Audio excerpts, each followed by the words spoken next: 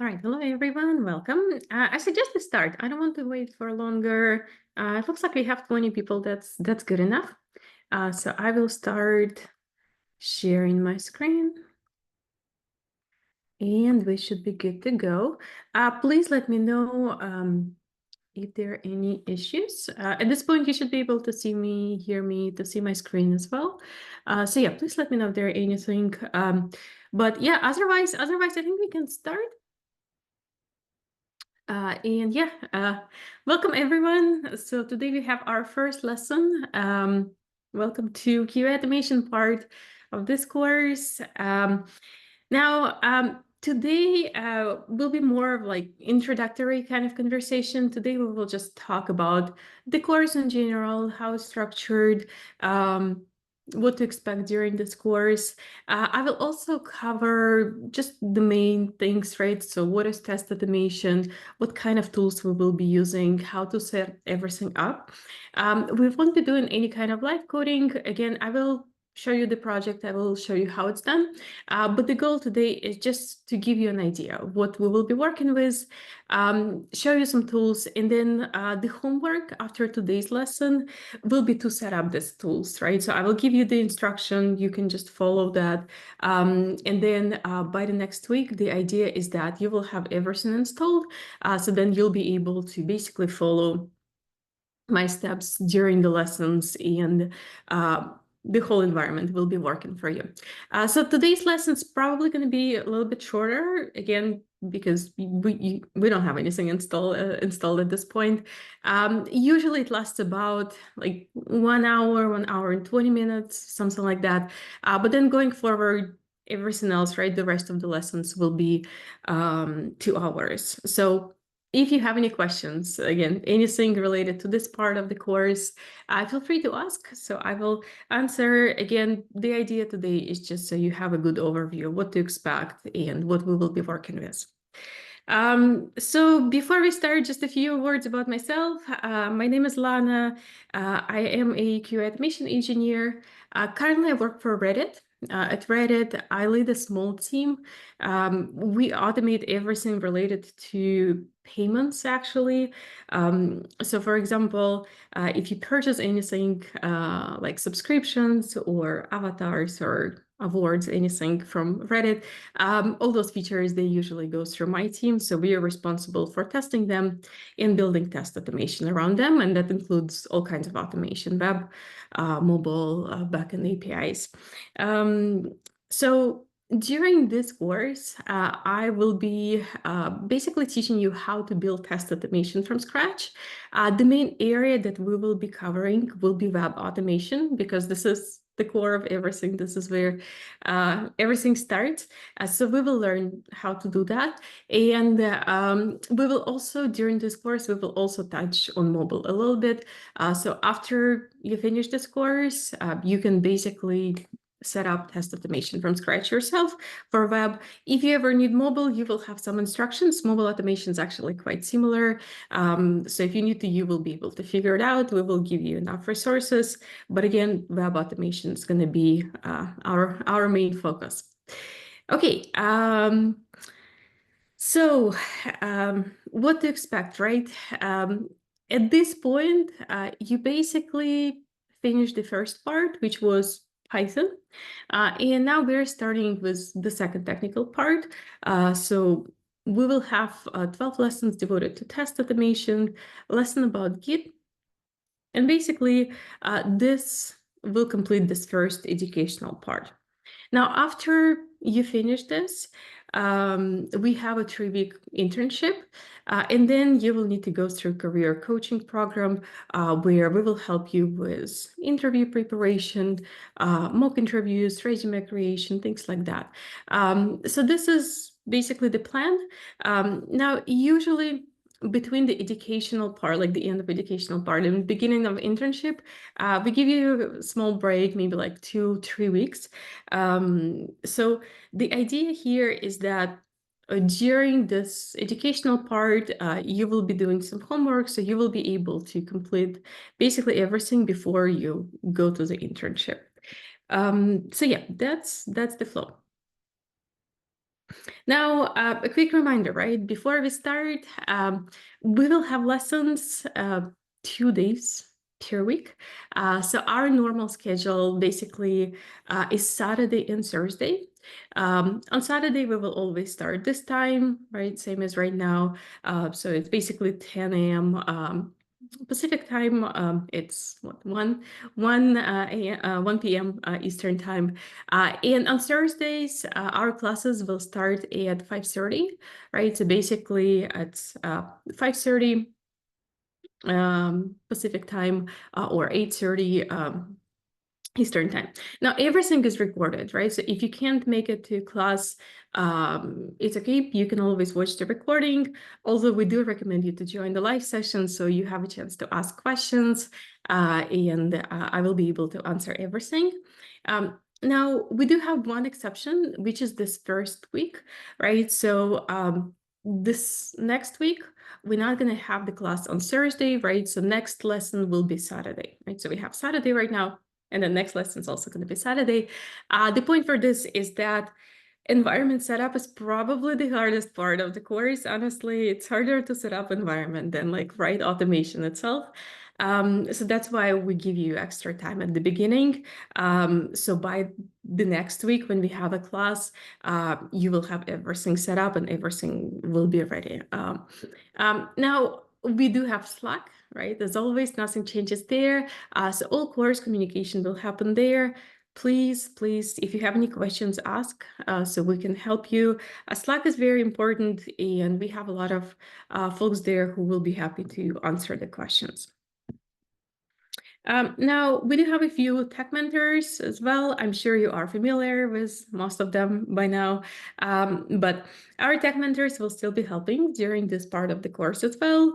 So Nicole, Jefferson, Raquel, Sidikil, they all are there. So if you have any questions, again, please reach out in Slack so we can help. All right, so I'm gonna make a quick pause here for maybe like a few seconds.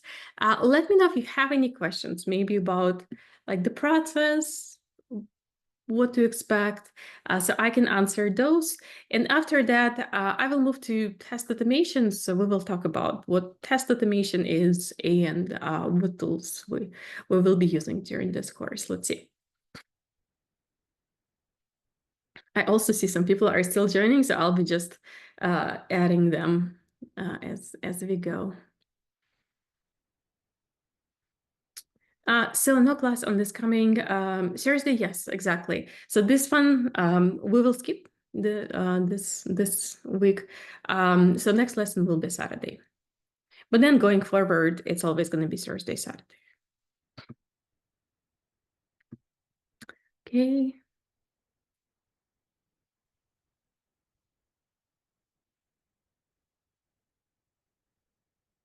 Will the internship be remote? Yes, the internship is fully remote. It's just basically work with one of our partners. And the goal there, you will be able to build a project from scratch. So during this course, we will use popular e-commerce site. I'm still thinking what we're going to be using. Most likely, we're going to be using Target. So just like a real site, like exists totally in production that normal users would do. So we will be automating that during this course. And then when you go to the internship, you will just work with one of our partners and you will build more tests for them. So the idea is that you get to work with two absolutely different sites. You get to set up project and you know how to do it in case you ever need to. All right, cool. I don't see any other questions. So let's continue then. All right, so test automation, right? What it is and why do we even do this? Why do we care? So I'm sure some of you are already familiar with the concept. In simple word, basically building test automation means building software that tests another software, right? So we write code, we build automated tests. And the point for these tests is to cover web page or mobile app, whatever we're testing. The idea behind test automations, manual testing, kind of similar. In both worlds, we will work with test cases. But in manual testing, we just manually take a test case, we take our product, and we go through the steps of the test case ourselves manually, right? Manually, like click the buttons, everything. And then we verify that things are working. With test automation, we build some sort of script, some sort of code that will do this for us, right? So test automation will connect to a web page or connect to a mobile app, whatever you're testing, will automatically click on the buttons, links, whatever it needs to check, and then we'll automatically verify that everything is working. So for example, if we're testing login, it will open login page, enter user credentials, click login button, and then we'll verify that this login screen disappears and user is taken into in-app experience. So the idea behind test automation is that it's very fast, right? So if we have a lot of automated test cases, initially we take extra time to build them, but then we can start reusing them, and the running time of test automation is much faster than us retesting the same things manually. So for example, if we, let's say, want to test this login functionality and we want to use manual testing and we do this on web, it usually probably take us about like a minute, maybe 2 minutes, right? To go to the right page, enter the credentials, click button, verify everything worked. Now, if you write a code for it, it will probably take about 10 seconds, something like that. Could be faster, could be a little bit slower if the page itself is a bit slower. So you save a lot of time. And then if you have a lot of test cases, let's say if we have like 400 test cases or 1,000 of test cases, this is when we start seeing a significant difference in time. So for example, 400 test cases can absolutely, like possibly they can run within like 10 minutes or 20 minutes, depending on depending on basically how we're running them. And if we test the same thing manually, it will probably take us days, right? So this is when we get this benefit. Now, besides that, test automation is reusable, right? So the idea is that we will cover certain features with tests, and then we can just, before every release, we can just hit the play button for these tests. All the tests run. We wait for 10-15 minutes, get the results, look at those results. If everything looks fine, all good. If something's broken, then we will try to look into that and understand why test cases are failing. But they are really reusable. And as you keep on reusing the same tests, you get to save even more time, right? Because like before every release, for example, once per 2 weeks, instead of doing testing for 1 or 2 days, we now just do it for maybe like 10 minutes, the actual test run, another hour to analyze the results, but the time cuts significantly.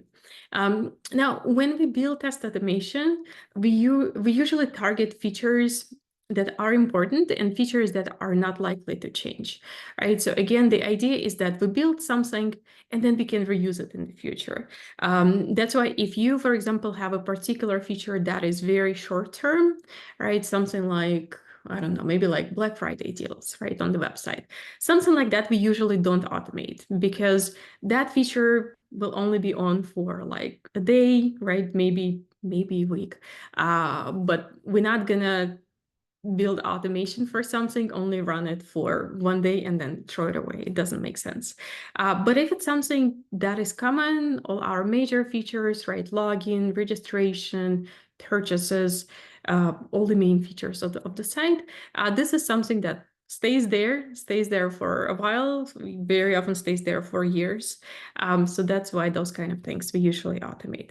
Now, all of this leads to significant cost reduction because we don't have to have this giant manual departments to test everything. So this saves us a lot of money. And it also is good because it helps us to increase test coverage. So when we have test automation, we usually also work with manual QAs as well, but we can split the responsibilities. So QA automation engineers, they will cover everything that is repetitive, all the core features that we don't look at often, right? All the old features. So automation will be verifying that they're still working and do it on the regular basis. And then manual QA engineers, they can take care of everything else. So for example, features such as Black Friday deals, right? Things that are very short term, things that are likely to change, maybe new feature that we're introducing, but we don't know if we're going to keep it or not. We don't know if we're going to change it or not. So those kind of things could be tested manually. So usually there is a balance. And these days, when you join a company, you usually notice that the split is like 50-50. 50% of people will be doing test automation, and then maybe like 40-50% of people will be doing manual testing.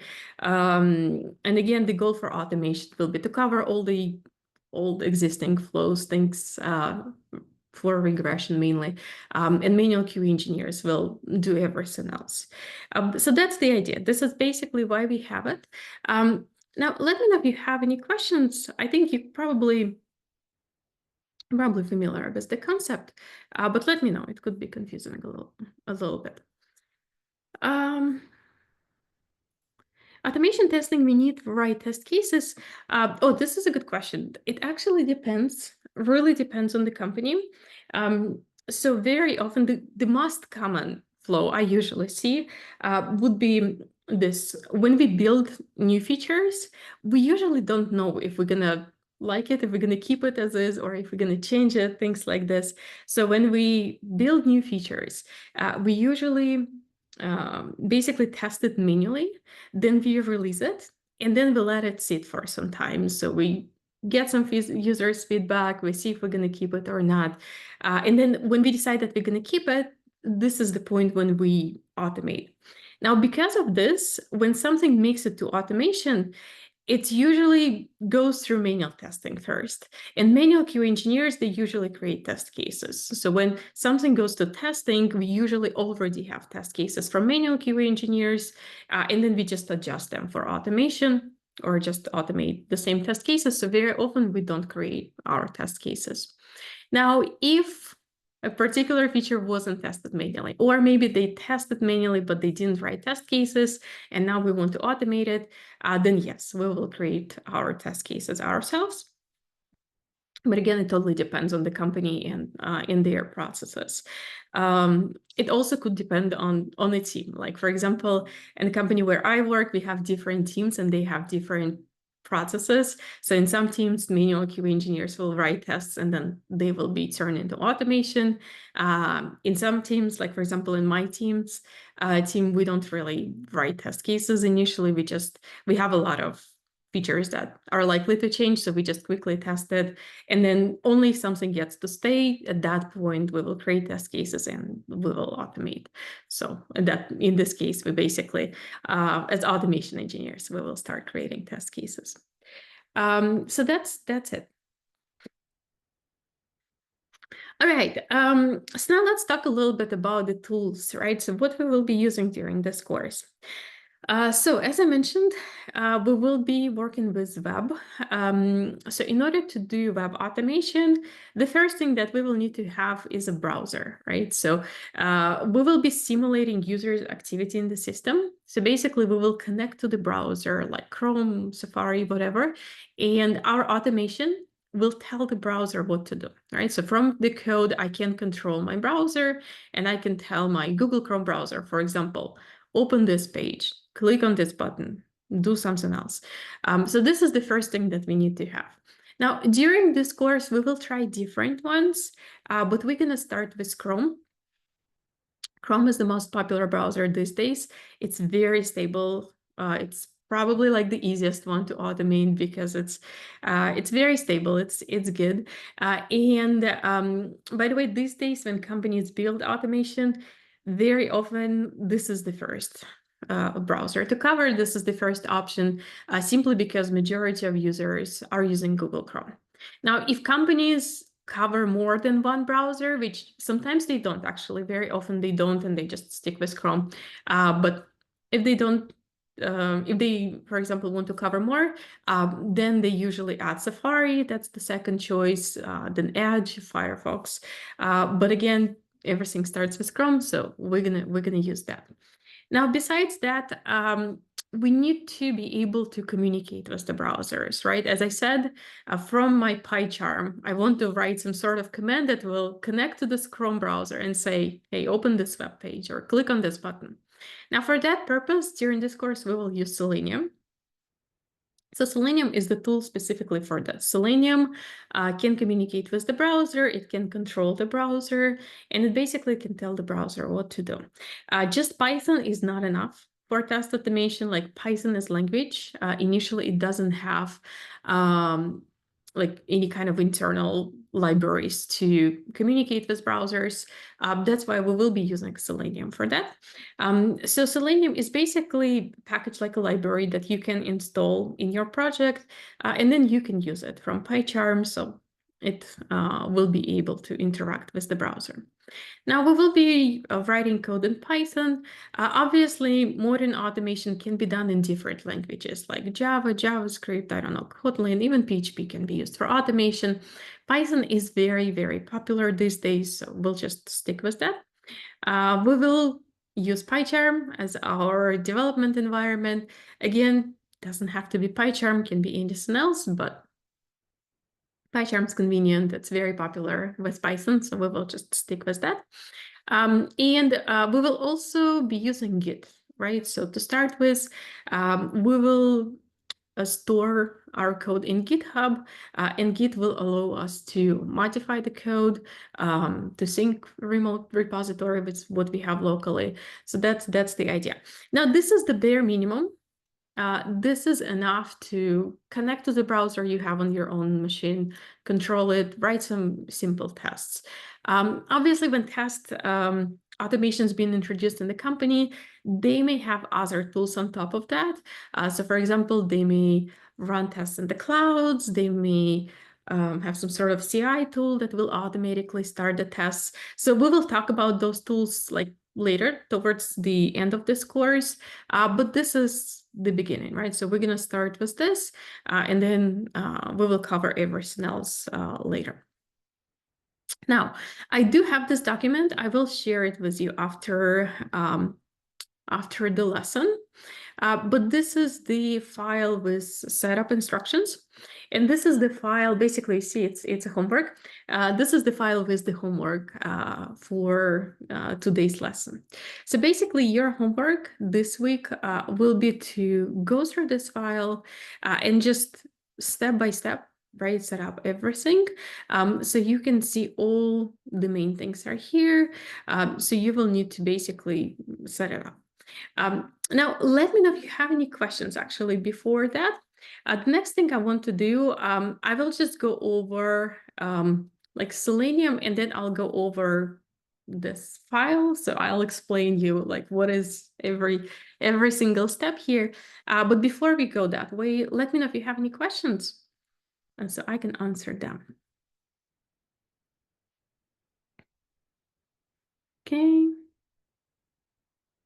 All right, I see a few of them. Will you teach us Cucumber BDD testing? So Python doesn't really have Cucumber, but Python has something similar to Cucumber. It basically has two libraries. One is Lattice, another one is Behave. During this course, we will be using Behave. So Behave, it's literally the same as Cucumber. It's just Cucumber we usually use with Java and Ruby. Behave will be used with Python. But the idea is the same. So that will allow us to break our tests into features, scenarios, steps. So that's something that we will be using. It's going to be BDD approach. How was Selenium invented? This is a good question. I'm actually, I was going to go there, but I can probably do it right now. So I'm actually going to refer you a little bit to Selenium documentation because I don't want to spend too much time with this. But in here, right, you can see information about Selenium. And it will, I think it also has like a history of the tool somewhere here. But to give you like a short summary, Selenium was just one of the projects that one of the engineers introduced because they wanted to build their own tests and they wanted to be able to kind of simulate users' activity in the system. And this is what they built, like just a small project. And then it actually worked very well. So they decided to open source this project and just give it to the rest of the people, community. So that's how the project got open sourced. Selenium still open source. It's totally free. It's supported by community. And since that time, it improved significantly. I think right now we have Selenium 4. So it's very fast. In these days, by the way, Selenium has a lot of companies, for example, like Browser Stack and SaaS Labs, that literally have their employees working on Selenium development. So it's technically it's built like the Selenium is still built by community, but they have like literally people who work for some companies, but their goal is to build Selenium, make it better. It's a very popular tool. It's one of the oldest tools that exists on the market, actually. Now, again, if you are curious to learn more about Selenium, you can go to selenium.dev documentation, and it has more information here. So I think this could be useful. All right, and I think there was one more. Sorry, let me just drop that one in there. Is PyCharm Community Edition enough? No, it's not enough, but I will talk about that in a minute when we get to the documentation and like installation instructions. Is there any way to practice test automation outside of our homework? Yeah, you can automate literally anything you want. So Selenium can work with any website except for the ones that block Selenium from their side, but this is rare. Like, I think the only site I know of, like the public and well-known that blocks Selenium, will be Macy's. But everything else, like Google, Amazon, any online store, any like YouTube, whatever, right? You can take any page and you can try to build automation for it. So we will be using Target, but again, if you have extra time, feel free to build some test cases, for example, for google.com. You can come up with test cases by yourself. Just go to the site, see what functionality they have. Like, for example, Google has search, right? Think, okay, what can I do here? Maybe I can build a test case to search for something, then click on the search result, then verify it opens a certain page, or verify I see certain keywords on this page, things like that. You can take another store, right, and not Target, and same story, try to introduce test cases that are similar to Target that we will be building during the course, but using another store. But that's it. That's the idea. Okay, let's see what else.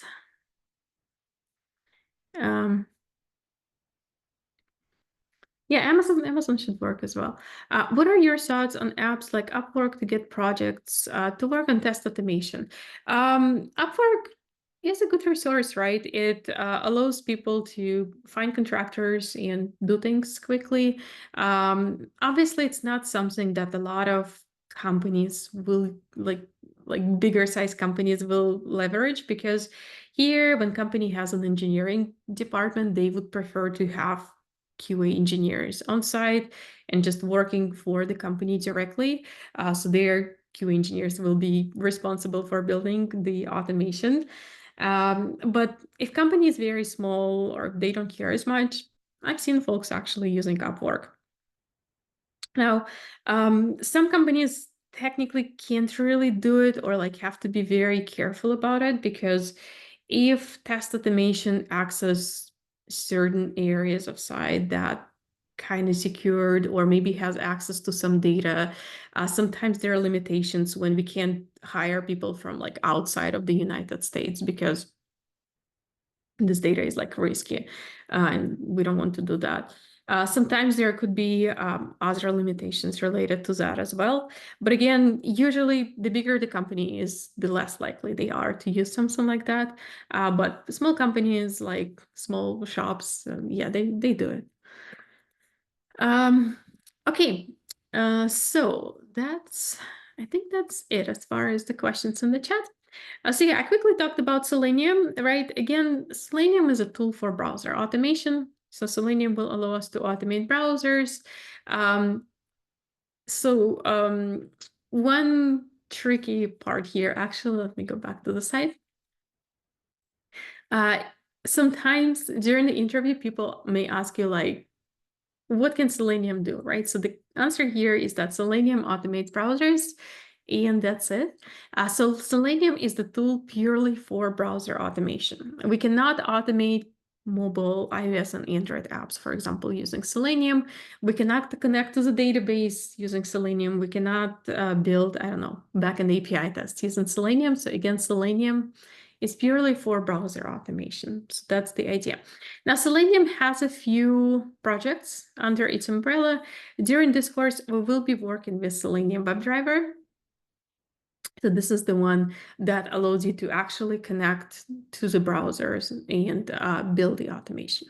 So that's it. Now, again, if you want to learn more, documentation is pretty detailed. You don't need to like try to memorize a lot of things, history of the tool, things like that. But if you're curious, check it out. It's pretty detailed and it has a lot of good information related to Selenium in general. Okay, oops. So now let's go back to the instructions. Actually, I think I have it here. Yeah. And let's talk about this. So you will have this document. Actually, in fact, I can just probably drop it in the chat in case you're curious. But I will also post it in Slack after we're done. And this is the document with the setup that you will need to do after today's lesson. So basically here, I have all the steps that you need to go through in order to be able to set up everything for the project and then run it. So first of all, right, you will need to have a web browser. Technically, we can automate any of the modern browsers, but again, please use Chrome. We will touch other browsers. At the end of the course, there's not much difference in automation. It's actually basically the same thing. But Chrome is the most stable one. You will have less issues. And it's also user-friendly. We will be using Chrome DevTools, right, development tools to look at the page structure, test certain things. So Chrome, I think, is the most user-friendly from this perspective. So that's the first thing.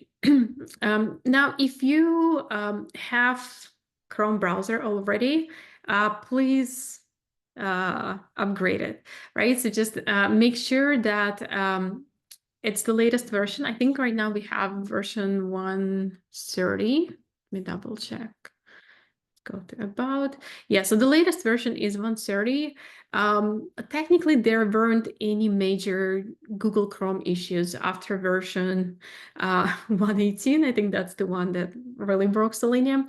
But since that time, every version basically worked with Selenium. But I usually still recommend people to update to the latest, just so when you work with the automation, it's the same. So that's this. Now, the second tool that we will be using will be Git. I'm not sure if you already used Git as part of the Python, probably, maybe, but Git will allow us to work with remote repository, right? So we will have our repository in our GitHub accounts. By the way, the difference, right? GitHub is the place where we store the code. Git is the technology that allows us to interact with our remote repository.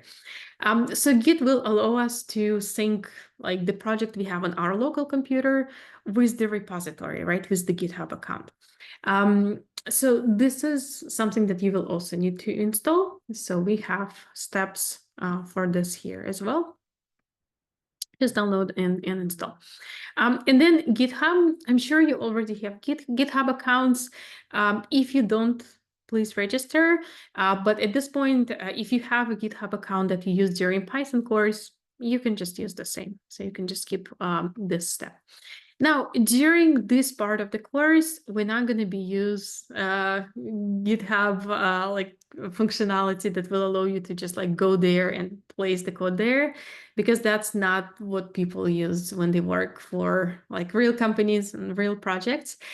During this course, we will be using Git. So you will need to actually interact with your GitHub repository remotely. So you will be able to, using git command, to take the code from your local and then push it to the remote repository. Now there is a video over here with instructions, right? How to install Git, how to register on GitHub, and how to make a commit, right? So basically here, Alex will walk you through the steps. I recommend you to watch it so you know what to do. And basically, you can work with GitHub from your PyCharm, for example, directly, and just push the code remotely. So this is what we will be doing. Please pay attention to this because, again, during this course, we're not just going to be like going to GitHub directly and posting code there. It's not what people do when they work for companies. So that's this part. Now, please, if you get stuck here, I think this is probably the step when people get stuck the most. If you get stuck with like installation, or maybe you try to push your code to GitHub and you start getting errors, ping us in Slack. This is common. Actually, unfortunately, this is normal because everybody's environment is a little bit different. So if you get stuck, let us know. We will help you. Again, it's totally fine. It just happens. It happens quite often, unfortunately. So we will be able to assist. Okay, now we will be using Python as a programming language. I'm sure you already have Python installed. In case you don't, Python3, right? This is the website. You can just come here, go to downloads, and just install it, right? So the latest version is fine. If you, for example, maybe you used Python before, right? If you use anything that is above, I would say that is above 3.9, like 3.9 and above, actually. It's totally fine. So there were not many changes that would be breaking for us or anything like that. So technically any of this version is fine. The latest is the best, but we have something a little bit older, that's okay. So this is Python3 and the PyCharm, right? So for PyCharm, unfortunately, we won't be able to use Community Edition because Community Edition does not support BDD, right? So somebody was asking about like BDD test cases similar to like Cucumber style. That is not something that PyCharm Community Edition support. That's why you will need to have Professional for that. So in order to get PyCharm Professional, there is a link over here. You just go to this link and you just get it installed like this. So it will usually automatically understand what computer you're on and it will pick the right one for you. But if, for example, you're on Windows and like you see that it picks Mac, just go to Windows and download for Windows, right? So there are multiple options over here. If you are on Mac, I think you probably know Mac computers, they have M1 chips or they have like older Intel chips. So if you're on M1, M2, M3, you will need this file, right, for Apple. If you are on Intel chip, you will need this one. And the way to find out on Mac is just you can click on this Apple icon, go to About This Mac, right? And basically over here, it will tell you, right, chip Apple M3, right? So that means that I'm on Apple one, so I will need this file. If you see Intel in there, right, then you will need to get the Intel file. So that's this. So this is PyCharm Professional. Now, PyCharm Professional and PyCharm Community, they do not conflict. So technically, you don't have to delete Community Edition. If you still want to have your previous project in Community Edition still work with it, you can have both installed in the same time. They don't conflict, they coexist, everything will be fine. So that's it. Now, PyCharm Professional one, does require a license. So we will be sharing licenses with you, and you will need to basically use this license to activate it. Now, when you get to the steps, right, third and fourth, please watch the videos. Actually, everything that, by the way, like here in like this orange background, this is a video. So just watch the video for your environment, and it will be a little bit easier, right? So you can just follow step-by-step guides. Now for license activation, basically you can just post in Slack. We will normally also make like a thread in Slack about giving away licenses, or you can post a question in our Slack, ask for license, and we will share the license with you. Now, PyCharm Professional will give you 30 days trial, so technically no rush with that, but I would recommend you to just ask right away, so we can just share it with you, and then you won't see like, oh, PyCharm expired and now you have to wait for us to find you another license, right? So just keep this in mind, and ideally I would just recommend you to do it this week when you start going through this guideline and just install everything. When you get PyCharm Professional, request the license, we will give it to you, and you can just follow this video to activate it. There is also this document with like instructions on how to do it, but I think video is a little bit easier. So this is it. Those are the main tools, right? So we need to have browser so we can control the browser, do things with the browser. We need to have Git and GitHub. So GitHub, again, is the place where we're going to be storing the code. Git is the technology that allows us to interact with that, take our code from our machine, push it to a remote repository.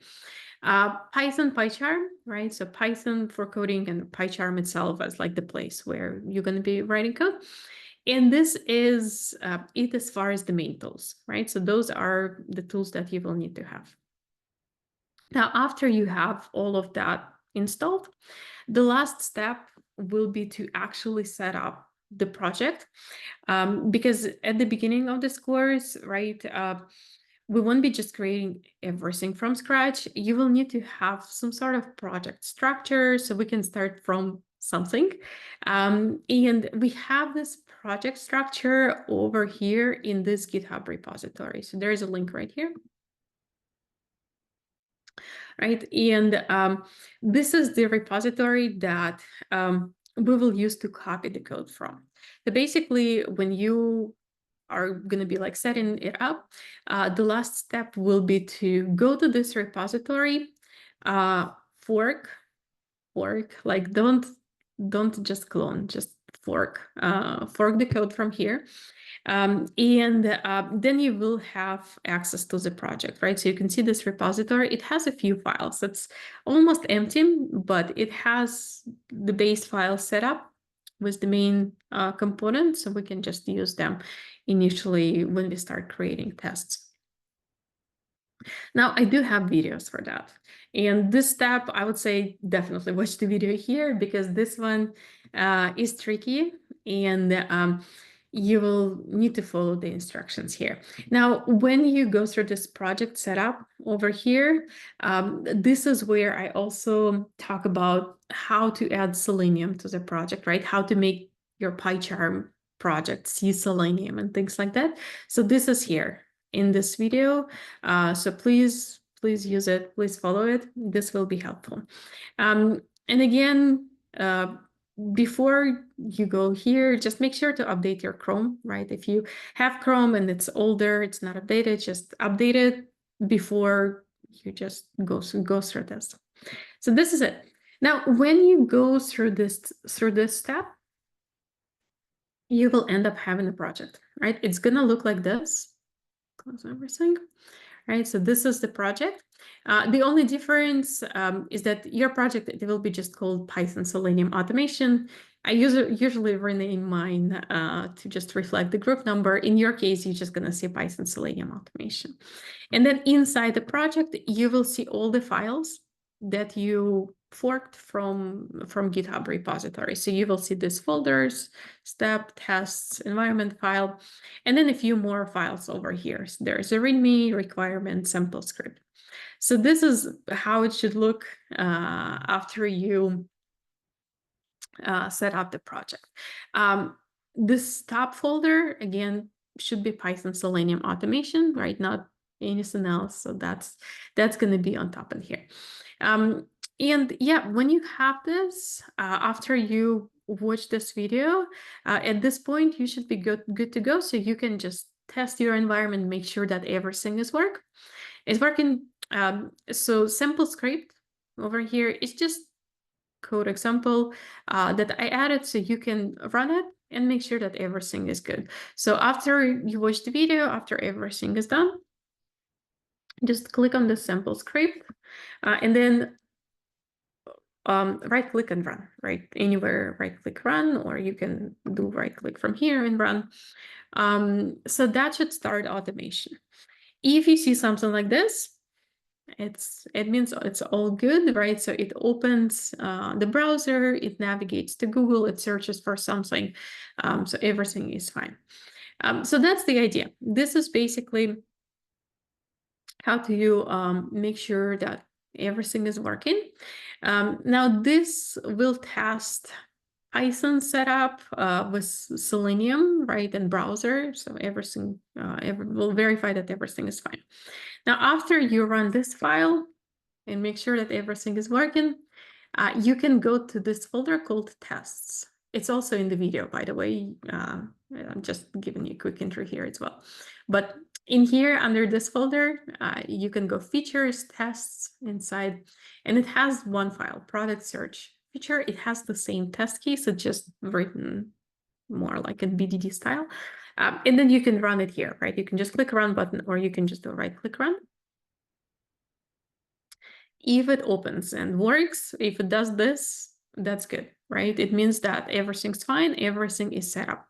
Now, if this step fails, right? For example, you try running this test case and it doesn't run, or maybe you even like go to this file, do the right click, and you don't even see a running option, most likely you are in PyCharm Community Edition, because this is the part that will not work with Community Edition. So if you see some issues, in particular with this one, right? Sample script worked, but this part fails.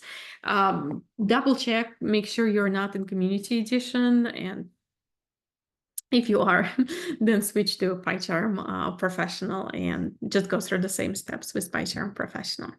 So that's it. That's the idea here. Now, next time we will actually start writing automation. So next time we will talk a little bit more about what's happening here, how we control the browser. But this is where you can start from. And after you have everything set up, we will be writing tests similar to this initially, and then make it a little more complex. And we will actually start automating things.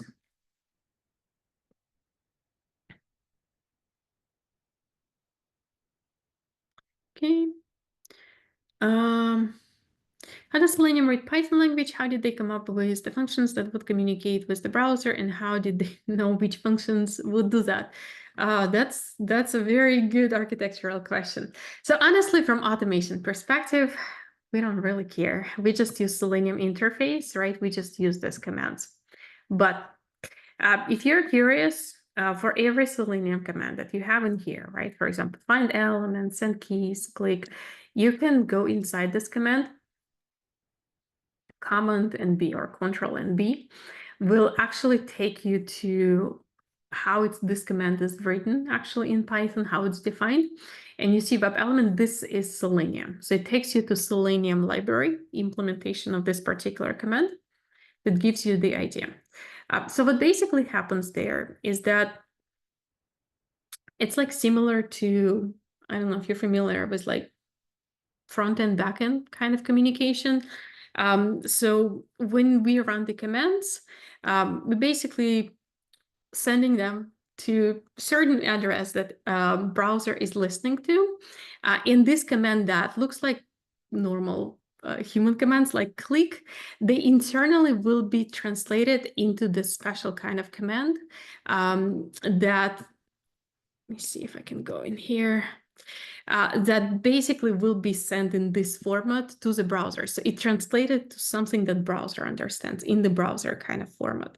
And then browser gets this command and it executes it. But this is what happens like inside internally. That's why we don't care about all this things right inside the browser. But this is basically what's happening, right? So this is what's actually being passed to the browser. Now, on the browser side, people who build browsers these days, they technically recommended to add protocol that allows to understand this command and perform this commands.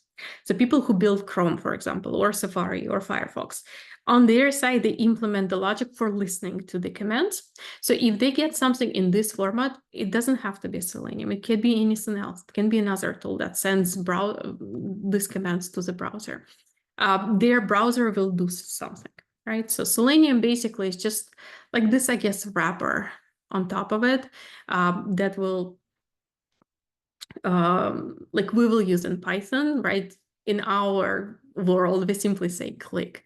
But under the hood, it translates this human understandable click of Python into the actual command that browser understands. And I think there is a link here for WebDriver protocol. Let me show you. This is a little too deep and like technical stuff, but this is the protocol, right? So this is documentation on all the commands that browsers developers should implement. So when they implement them, they follow these guidelines.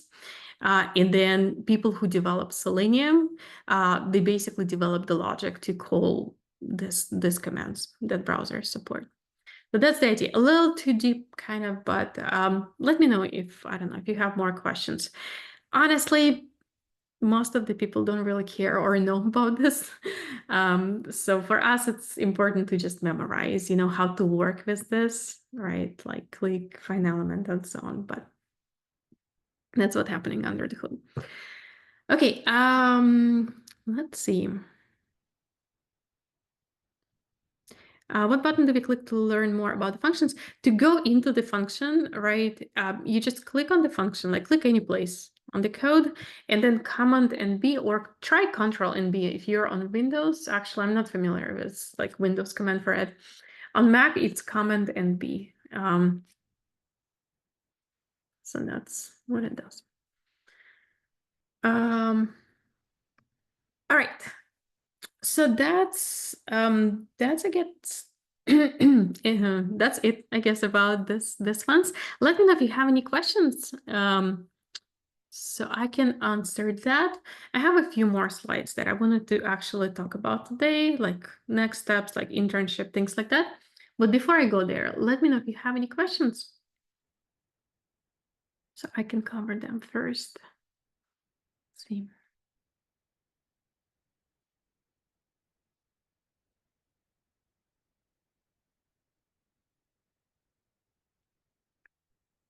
Okay, cool. All right, and I guess I don't think it will be useful, but just in case, I'll drop this link to the chat as well. So this is just a link to WebDriver protocol. So that basically answers the question: how do people know what command to implement that will do it on the browser? There is a protocol for that. Okay, so let's go back here. Okay, so just a quick FYI here. During this course, we will have homeworks, right? So in order to practice, please complete the homeworks. But homeworks are also required in order to get internship access. So the first 6 lessons, homeworks, they're mandatory. Please complete them. They're lessons 1 through 6. If you are stuck, if you have any questions about homework, again, please reach out in Slack. If you submitted the homework and, for example, it got declined for any reason, you can always resubmit. But again, it's easier to just ask questions ahead of time in Slack. So we can help you, we can answer those questions, and then you can submit it right away. Now, in order to get to the internship, you need to do the 6 homeworks. You will also need to achieve 70% progress overall in the course passing. So this is something you can see on your course dashboard. Like in this educational portal that you use to rewatch videos, for example, for lessons and get homework access, things like that. And then also past quizzes. So some lessons will have quizzes, you will see them. So in order to get internship, just please make sure to do that. There are going to be more homeworks than this. I recommend people to do more, obviously, but these are the required ones. One last thing, right? So about the homeworks here. So we usually ask people to submit homeworks as soon as possible. So ideally, if you can do homework within 1 week, that'd be perfect, right? So if you have a class on Saturday, try to complete the homework before the next Saturday. If you have a class on Thursday, try to complete the homework before the next Thursday. If you are late though, please still submit. Right. So if you, I don't know, 1-2 weeks late on the homework, it's okay, still submit because we will still be checking them. Now, we usually, when we check homeworks, we give the first priority to those that were submitted in time. But yeah, if you're behind, still submit it. We will still look at that because again, we want you to pass this requirement so you can get to the internship. And yeah, that's it. That's it for today. So let me know if you have any questions. We kind of talked about the main aspects. What is automation? What tools we will be using. So let me know if you have any questions. And yeah, otherwise we can probably wrap it up. So let's see what we have. And by the way, the first homework, that's the same file I already shared. So that's just going to be this one. That's it. All right, so you will just need to follow all the steps after you set up project. By the way, the last step, right, for homework submission, you will just need to make a first Git commit and submit a link as your homework. By the way, during this video over here, right, I'm making a commit.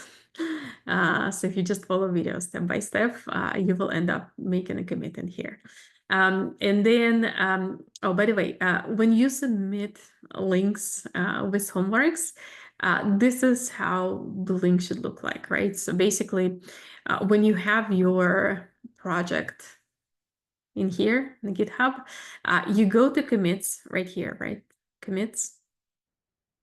And then just tap on the latest one. Even if you did like multiple ones to complete this homework, it's okay. Just click on the latest one and then copy this link, right? So this link over here. So you see the format, it looks like your username over here. It's going to be your username, Python Selenium automation commit, and then some numbers, digits over here. So that's the link that you should submit as homework. Again, even if you did multiple commits, it's okay. Just send the latest one because we always look at the latest few commits to make sure that we didn't miss things.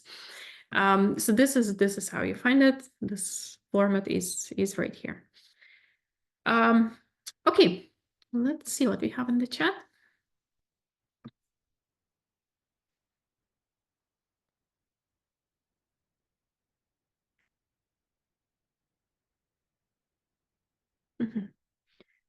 Yeah, and I don't see any questions yet. Cool. All right. If you don't have any questions, feel free to drop off. I'll stick around for another, I don't know, 15, 20 seconds. I'll wait a little longer. Maybe some folks are still typing. Otherwise, I think we are good to go.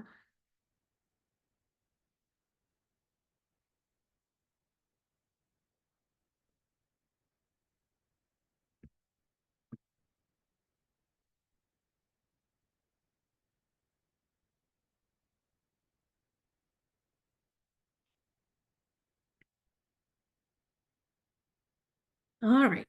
Yeah, I don't see any questions. So let's finish for today. Thanks everyone. Thank you for joining and a lot of good questions. Again, welcome. I'm excited to start this group. And yeah, I will see you next Saturday, right? Don't forget, next Saturday, please install this. Again, if you are stuck, ping us in Slack so we can help. All right. Thanks everyone. Have a good one. Bye-bye.